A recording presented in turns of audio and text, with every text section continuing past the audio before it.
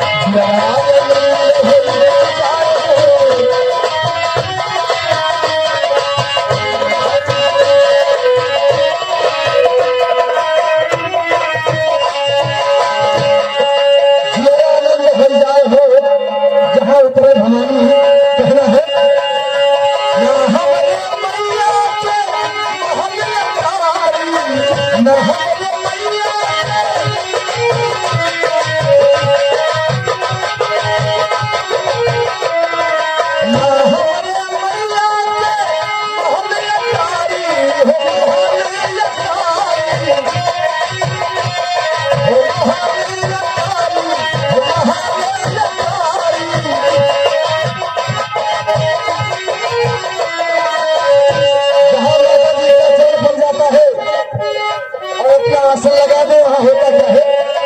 ना हमारे मैया के महल तारी अरे छुने भवन बन जाए हो जहाँ उतरे भवानी छुने महल बन जाए हो जहाँ उतरे भवानी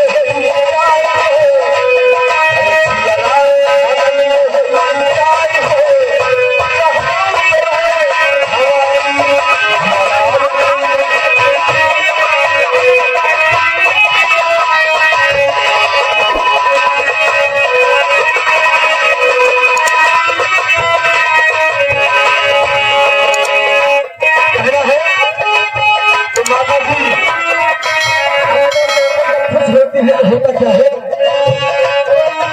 ना हमारे मैया के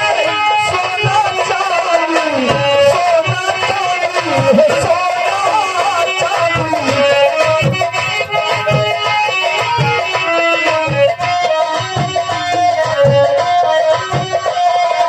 ना हमारे मैया के अरे सोना चांदी ना हमारे मैया के सोना चांदी है सोना चांदी